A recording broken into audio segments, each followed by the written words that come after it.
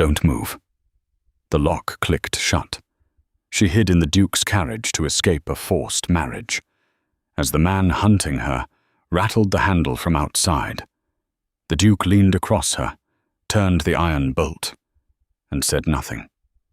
His silence was the first kindness anyone had shown her all day. Andria Heintz had no idea the man breathing in the dark beside her was William Cranford, the Duke of Ashworth, the one name spoken in drawing rooms only after the doors were closed. She didn't know about the scar.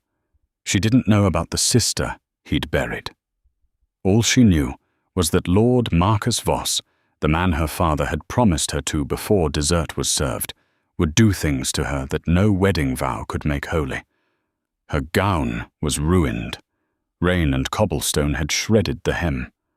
One slipper was gone. Her blood smeared the velvet bench where her fingers gripped the edge of the seat. Then a match struck. Firelight carved a face from the darkness. Hard angles, a jaw like quarry stone, and a scar that split his brow and ran past his mouth like something that had tried to erase him and failed. He didn't look startled. He looked like he'd been waiting.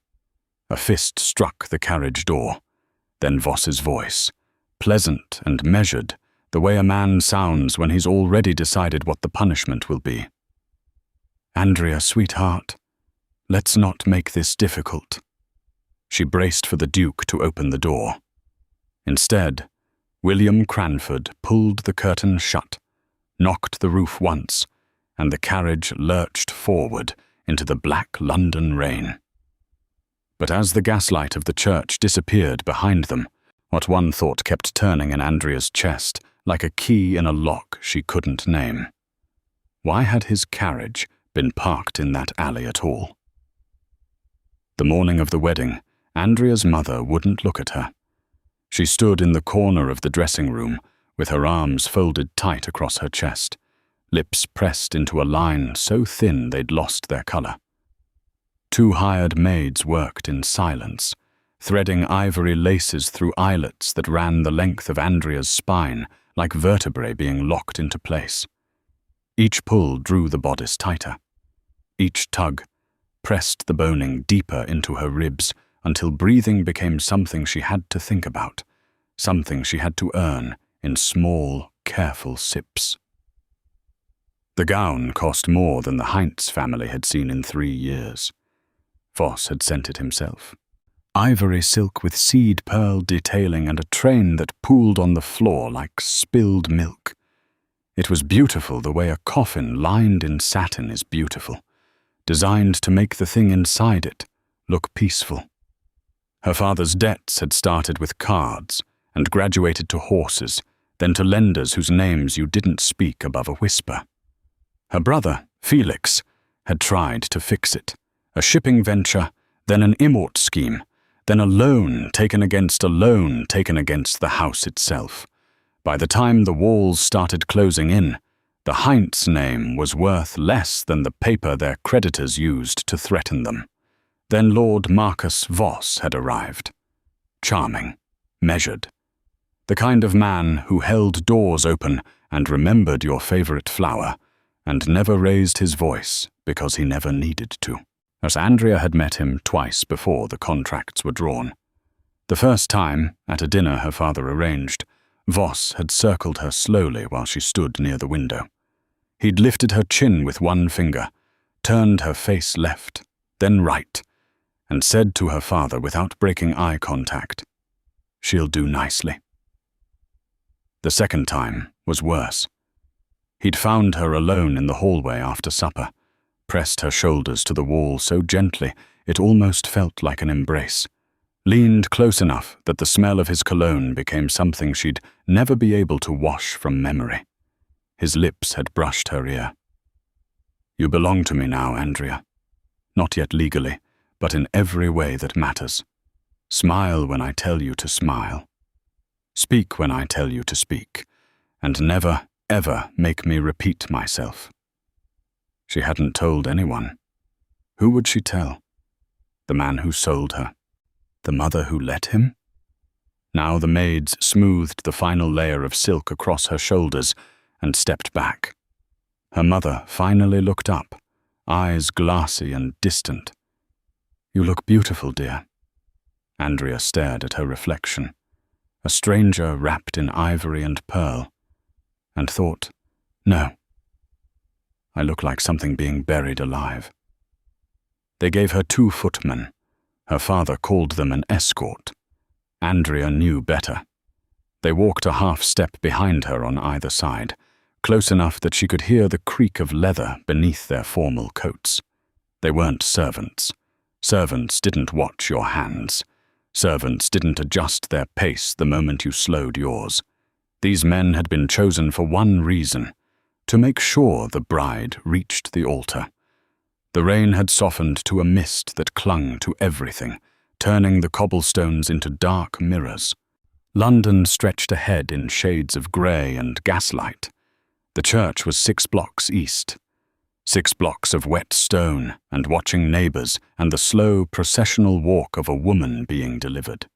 Andria's satin slippers were already soaked through. The gown dragged behind her, collecting gutter water and grime along the hem Voss had paid so handsomely for. Good. Let it rot. She had no plan. She had nothing, no money, no allies, no destination. But somewhere between the 2nd block and the 3rd, a thought had started beating in her chest like a second pulse. I would rather die in the rain than say I do. The flower girl appeared at the church steps, a child no older than 7, hired to scatter rose petals before the bride's entrance. She carried a wicker basket nearly as big as her torso, and the rain had made the steps slick as glass. The girl's foot slipped. The basket tipped. Petals, loss of white and pale pink, caught the wind and scattered across the wet cobblestones like something holy coming apart. Every eye turned. The footman looked left, just for a moment, just long enough. 3 heartbeats. Andria counted them the way a prisoner counts the guard's footsteps. 1. She stepped sideways. 2. She kicked off both slippers. 3. She ran. The gown fought her immediately.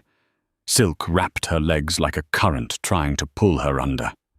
She grabbed fistfuls of fabric and tore, heard stitching rip, felt cold rain hit her bare calves. The veil caught the wind and ripped free from her hair, spiraling upward like a surrendered flag. Behind her, shouting, heavy boots on stone. She cut through an alley, then another, her bare feet slapping against wet cobblestones, her lungs burning, vision narrowing to a single point ahead, and there, parked in the shadow of the church's stone wall, like something that had been waiting, a black carriage, iron-trimmed, curtains drawn, a crest on the door she didn't recognize, a falcon mid-dive, talons extended. Andria didn't hesitate. She wrenched the handle, threw herself inside, and pulled the door shut behind her. Darkness, the smell of leather and something sharp, like cedar and black tea. Her own ragged breathing filling the silence. Then a voice, low and unhurried, from the corner she hadn't checked. "You're bleeding on my seat." Andria's eyes adjusted slowly. The interior took shape in pieces. Dark velvet lining, a bench seat opposite hers, the faint gleam of silver buttons catching what little light bled through the curtains. And a man. He sat in the far corner, with the stillness of someone who had been still for a very long time. One leg crossed over the other, gloved hands resting on the head of a black cane. He didn't lean forward, didn't shift. The only movement was his eyes, tracking her the way a surgeon tracks the point of incision. A match struck.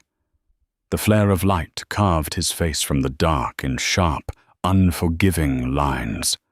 High cheekbones, a jaw cut like granite, and a scar that began above his left brow and dragged downward past his mouth, thick and deliberate, as though someone had tried to cross him out.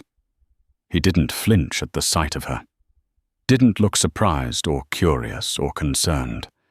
He looked mildly inconvenienced, the way a man might regard rain on a morning he'd planned to ride.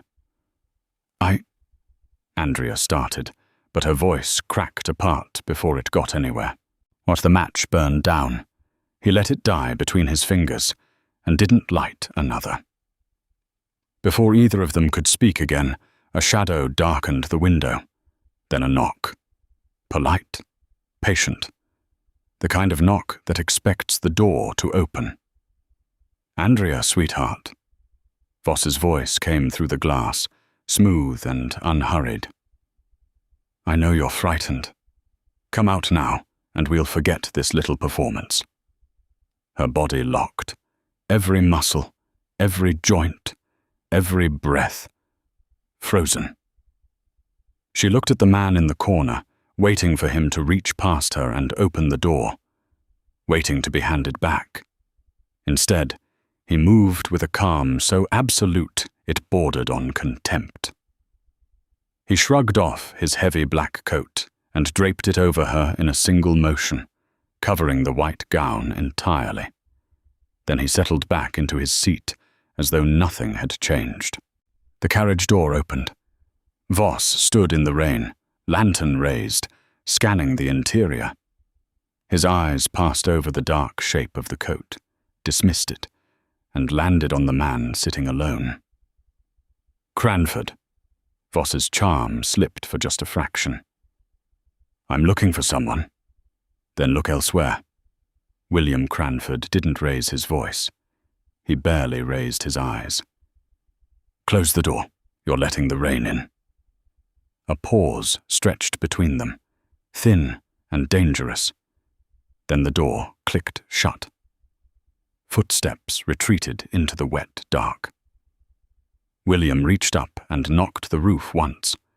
The carriage lurched forward, wheels grinding over cobblestone, and began to move.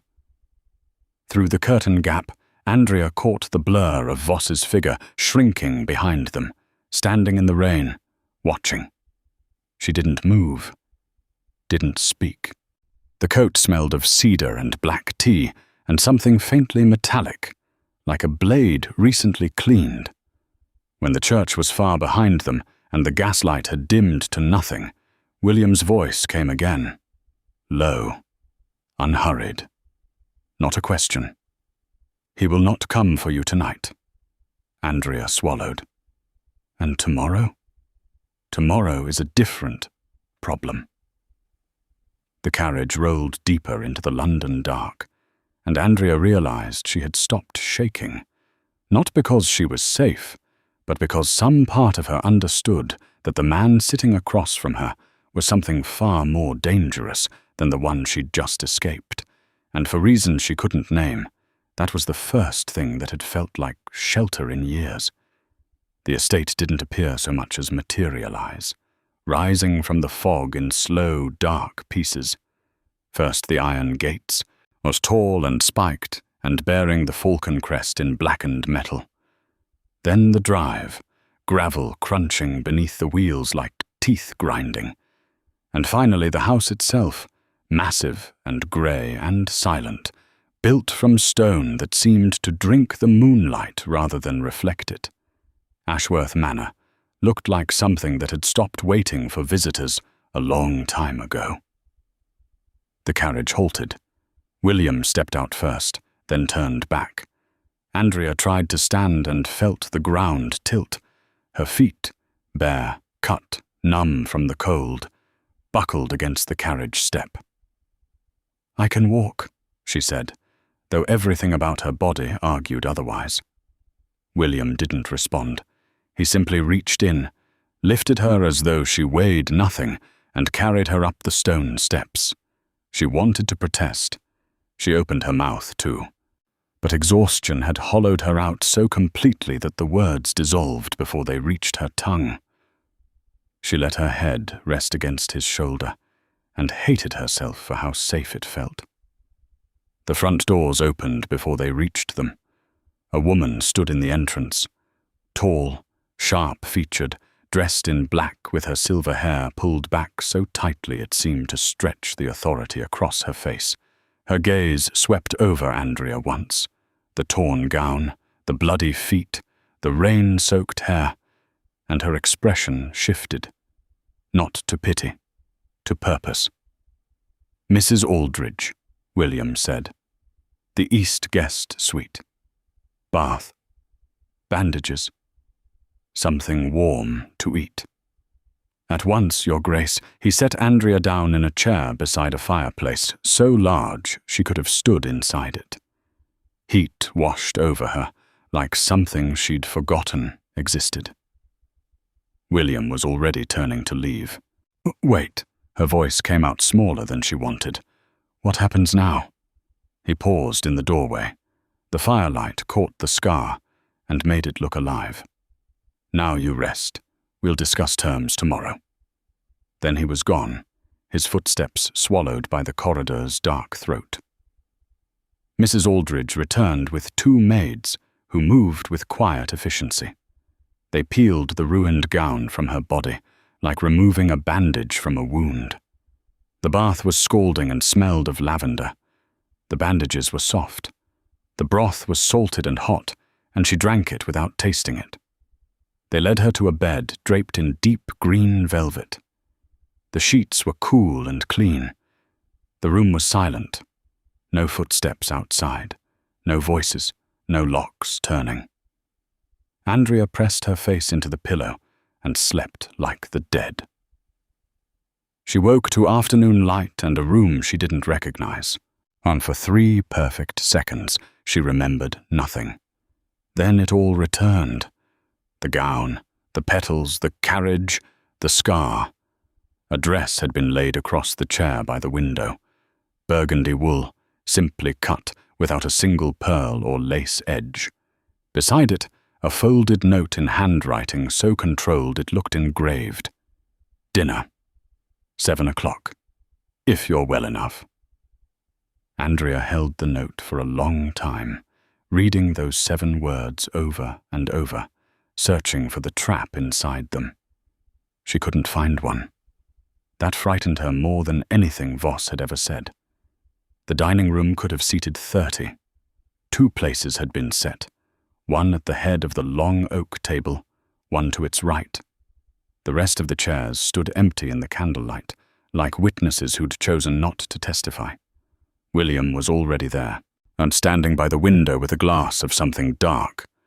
He'd changed into a black dinner jacket that made him look less like a duke and more like something the night had sent indoors to wait. The candles softened his scar, but couldn't erase it. Nothing could. Andria sat. The burgundy dress fit better than anything she'd ever owned, and that unsettled her in ways she couldn't articulate. Things that fit too well were usually designed by someone who'd been studying you longer than you knew. "Eat first," William said. "Then we talk." They ate. Soup, bread, roasted game, a wine so deep it was nearly black. Andria was hungrier than she wanted to admit. Her body overruled her pride, and she cleared every plate. William ate sparingly, watching the candle flame the way men watch episodes when they're deciding how much truth to let out. When the plates were cleared and the servants had dissolved back into the shadows, he set down his glass. "Voss destroyed someone I loved. 5 years ago. She was young. She trusted the wrong man, and I was too slow to stop it. He didn't name her, didn't describe her.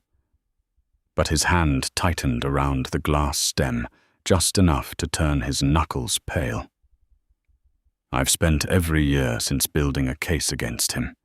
Financial crimes, forged documents. Worse. But Voss is careful, protected. I need him to make a public mistake." Andria felt the shape of it before he said the words. "And I'm the mistake. You're the provocation." William met her eyes. "If London believes you're my betrothed, Voss loses his claim. His pride won't survive it. He'll overreach, act publicly, and when he does, I'll have enough to bury him." Silence. The candles flickered. "And what happens to me when it's over? That depends entirely on you. You can stay. You can leave. You can start a life anywhere in the world, and I'll make sure you have the means to do it. But you'll do it from a position of strength, not from your knees." Andria studied him across the table. The scar, the controlled hands, the eyes that gave away almost nothing except when they gave away everything. He was using her. She knew that. But he was also the first person who'd told her she had a choice. "One condition," she said. "Name it. The truth. Always. No half answers. No convenient omissions. If I'm going to stand beside you in front of all of London, I need to know exactly what I'm standing in." Something shifted in his face. Not warmth, not yet. But recognition. The look of a man who'd expected gratitude and received a demand instead. Yes, and respected it. Agreed. Andria extended her hand across the table. William looked at it for a moment, then took it. His grip was firm and warm and briefer than she expected. "Partners," she said. "Partners." The candles burned low. Outside, London carried on in its endless grey hum. And inside Ashworth Manor, two people who had every reason to distrust each other had just agreed to wage a war together. One built on a handshake, a shared enemy, and the most dangerous currency in the world. The truth, or whatever version of it they could survive. It took Voss 4 days. Andria had expected 3. She was in the library when she heard it. Boots on marble, raised voices, and then a sound that didn't belong in a house this quiet. The front doors hitting the walls hard enough to echo through the stone like a gunshot. She set down her book and moved to the doorway. Voss stood in the entrance hall flanked by 2 men who weren't dressed for polite company. Their coats were cut to hide what was underneath, and their eyes moved the way hired eyes move, scanning exits, measuring distance, calculating odds. Voss himself was immaculate. Pressed suit, polished shoes, not a hair misplaced, but his jaw was set at an angle that Andria recognized. She'd seen it in the hallway that night. The angle that came just before the grabbing started. "Where is she, Cranford?" His voice carried beautifully. It always did. The tone of a man accustomed to rooms doing what he told them. William appeared at the top of the staircase. He descended slowly, each step deliberate, each footfall placed with the precision of a man who understood that silence was louder than shouting. He wore black. He always wore black. And in the cold light of the entrance hall, the scar looked like a signature someone had carved into him as a warning to others. He reached the bottom step and stopped, positioning himself between Voss and the rest of the house like a door that had decided to close. "Miss Heintz is my betrothed. Your business with her is concluded." The word landed like a blade on a table. Voss's composure cracked. Just a fracture, just for a moment. But Andria saw it from the doorway and felt something hot bloom in her chest. "You're lying. The contract was signed. She was bought and paid for. Then take it to court." William's voice dropped to something barely above a whisper. "I'd welcome a public hearing. We could discuss your finances, your associates. That shipping arrangement from Calais last spring, the one with the forged manifests. Shall I continue, or would you prefer to leave while your reputation still has a pulse?" Voss's face went white, then red. His hired men shifted behind him. The hall felt like a room with the air being slowly drawn out of it. "This isn't over, Cranford. I'm counting on it." Voss turned toward the door, and that's when Andria stepped out of the shadows. She didn't plan the words.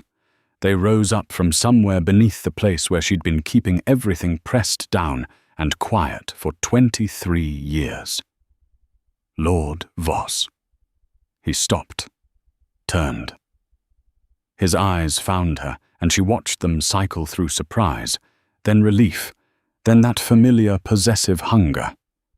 Andria, darling, let's stop this foolishness, and I would rather starve in the streets. Her voice didn't shake. It should have. Everything in her history said it should have, but it held, steady and clear, and hers. I would rather beg for bread in the gutter than spend another moment belonging to you. The silence that followed was the loudest sound Ashworth Manor had ever held. Voss's face twisted into something she'd remember for years. Then he turned and walked out. His men followed. The door slammed hard enough to rattle the portraits on the walls. The hall settled into ringing quiet. William turned to look at her, his scarred face unreadable. Then something shifted. Small, almost invisible. Not a smile, but the ghost of one. That took courage. Andria exhaled. Her hands were trembling. Her chest felt cracked open and full of light. It took too long, she said. William studied her for a moment, and for the first time she saw something behind the calculation, something that looked almost like respect. No. He shook his head once. It arrived exactly on time. The answers came on a Thursday, the way the worst ones always do. Quietly, without warning, tucked behind something ordinary. Andria had been searching for a volume William mentioned at breakfast. Military history, top shelf, leather binding. She reached behind a row of spines and her fingers found something that wasn't a book. A leather folder, soft with age, wedged between the shelf and the wall as though someone had hidden it in a hurry, or hidden it with care and simply run out of better places. She opened it at the reading table. Her hands were steady. They wouldn't be for long. Contracts, loan agreements, debt notices written in her father's shaking hand, and dated 3 years prior. The amounts made her vision swim. And at the bottom of every page, the same signature, the same seal, the falcon crest of the Ashworth estate. William Cranford had purchased her family's entire debt 3 years before she ever set foot in his carriage. The carriage hadn't been coincidence. The alley behind the church hadn't been luck. He'd known she would run because he'd made sure there was nowhere else to go.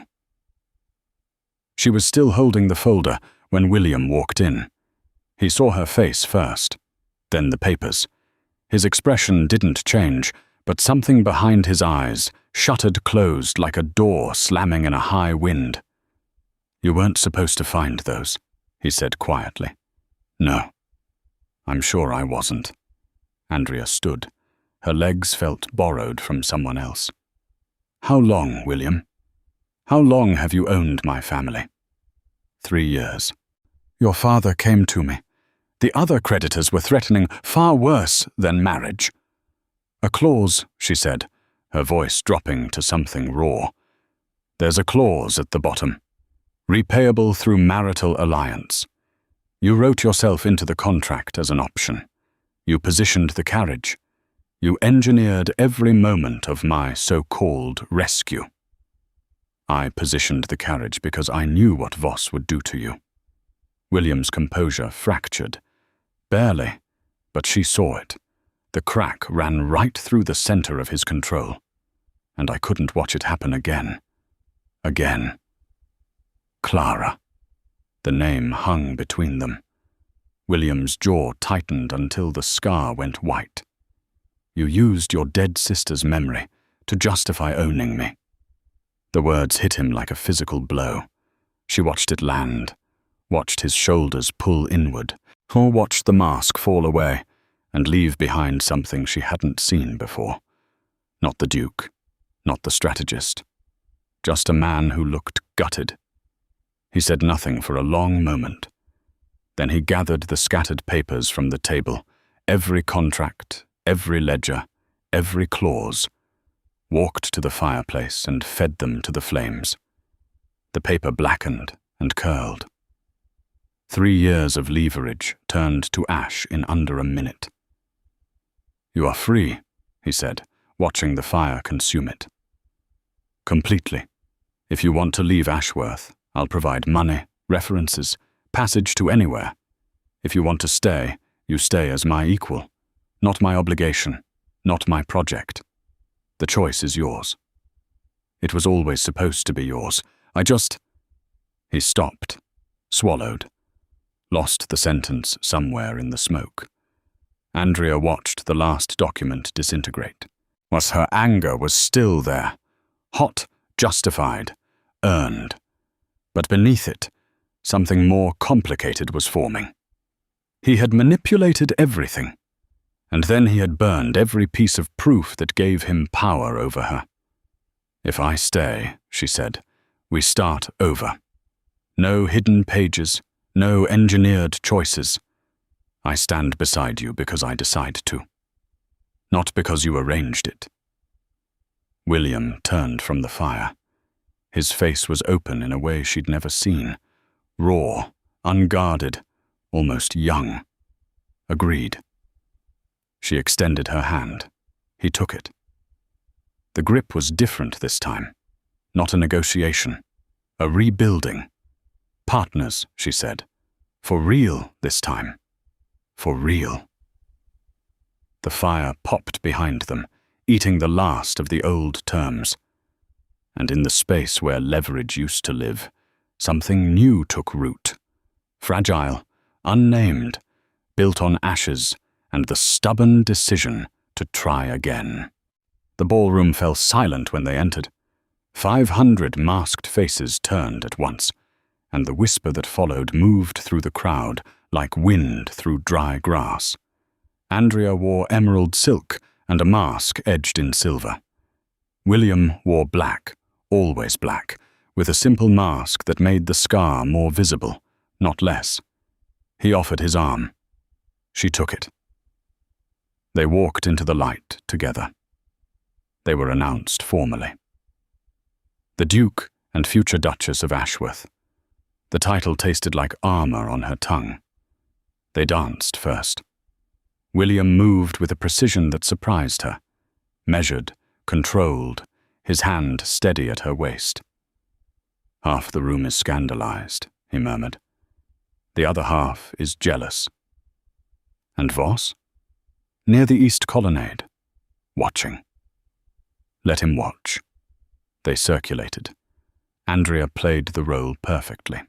Gracious, composed, deflecting questions with the kind of warmth that made people forget they were being refused an answer. She felt the room's opinion tilting. She wasn't a scandal. She was fascinating. Then Voss stepped into their path. "Duchess." His voice carried across the sudden quiet like a stone dropped into still water. "I was just telling these gentlemen how the Duke here used financial leverage to coerce a desperate woman into a fraudulent engagement." He produced a folded document. "I have proof the Cranford estate held the Heintz family's debts at the time of this supposed betrothal." The crowd murmured. Doubt crept across friendly faces. Andria didn't look at William. She stepped forward. "The only man who ever coerced me is standing right there." Her voice filled the ballroom. "Ask him about Clara Cranford. Ask him about the girls from Calais. Not ask him what happens to women who belong to Lord Marcus Voss." The murmur changed pitch. William reached into his coat and produced a leather folio. 5 years of evidence," he said. "Trafficking, extortion, forged manifests. Shall I read it aloud, or would you prefer to leave?" Voss's composure shattered. His hand twitched toward his coat. Then smoke began seeping under the balcony doors. Someone screamed. The crowd surged toward the exits. In the crush, hands grabbed Andria from behind. A palm clamped over her mouth. One of Voss's men, dragging her toward a service corridor. She bit down hard. The man cursed. She wrenched free and ran blindly through smoke until she burst onto a servant's staircase. Footsteps behind her, multiple sets. She reached a landing, found a locked room, and climbed out the window. 3 stories up were rain-slicked ledge, wind tearing at the emerald silk. She pressed her back to the stone and moved sideways, inch by inch, fingers clawing for grip. Her foot slipped once. Her nails broke against the mortar. She held on. The balcony appeared ahead. She hauled herself over the railing just as a hand grabbed at her dress from the window. The fabric tore. She was over. The doors opened. William stood there, mask gone, his scarred face stark with something she'd never seen on him before. Fear that melted into relief so complete it looked like collapse. Andria. He pulled her inside. Palace guards filled the room. Campbell's men were already in custody downstairs. The fire was contained. Small, deliberate, a diversion that had cost Voss everything. "You climbed along a 3rd-story ledge," William said. "I wasn't going to make it easy for them." Oh, he laughed, a short, broken sound full of relief. "No, you certainly didn't." Through the rain-streaked windows, Andria could see Voss's figure disappearing through a servant's gate below. Running. But it didn't matter. The ballroom had heard every word. The evidence was in the hands of the palace officials. And by morning, London would know exactly what kind of man Lord Marcus Voss had always been. His world was over. Hers was just beginning. The carriage ride back to Ashworth was quiet. Andria leaned against William's shoulder, too exhausted to care about what the gesture meant. He didn't move away. Neither of them spoke. The rain had stopped, and London was waking to a world that had shifted overnight in ways most people wouldn't understand until the morning papers arrived. They parted at her door without ceremony. "Good night, Duchess." "Good night, Duke." And something in the way he said it, softer than usual, stripped of strategy, stayed with her long after his footsteps faded down the corridor. She slept like the dead. No dreams, no waking at phantom sounds. Just darkness, warm and total, the kind of sleep that only comes when the body finally believes the danger is over. She woke to morning light, pale gold, almost shy, pressing through the tall windows, and there on the bedside table, where nothing had been the night before, sat a small velvet box. Andria sat up slowly. She stared at it for a long time, the way a person stares at something that might change the shape of everything that comes as after. She opened it. Heavy gold. A dark sapphire set deep into the band, catching the morning light with a blue so dark it was almost black. Engraved along the inside, the falcon crest, the Cranford signet ring. Not a decoration, a declaration. She held it in her palm and felt its weight. Then she closed the box, stood, and went to find him. William was in his study, exactly where she knew he'd be. Papers surrounded him, legal documents, court filings, witness statements for Voss's trial. He looked like he hadn't slept. His collar was open, his sleeves rolled to the forearm, and the scar looked different in morning light. Quieter, like something that had finally stopped hurting. He looked up when she entered. His eyes dropped to the box in her hand, and for the first time since she'd known him, William Cranford looked nervous. Andria didn't say a word. She opened the box, took the ring, and slid it onto her finger. It fit perfectly. The sapphire caught the light and held it. William stood slowly. He came around the desk and stopped in front of her. His eyes moved from the ring to her face, and the expression that broke across his features was something she'd never seen. Unguarded, unstrategic, entirely human. The scar creased when he smiled, and it was the most beautiful imperfection she'd ever witnessed. "Welcome home, Duchess. Welcome home, Duke." Outside, London was waking to the news of Voss's disgrace. The trial would consume the season. The whispers would last longer. But inside Ashworth Manor, two people who had found each other in the worst possible circumstances stood in a sunlit study and chose, freely, completely, without contracts or clauses or hidden ledgers, to stay. Andria looked down at the falcon ring on her finger. She had spent her whole life running from things, from debts, from men, from rooms that locked from the outside. But this time she had run toward something. And that, she thought, as William's hand closed gently over hers, made all the difference in the world.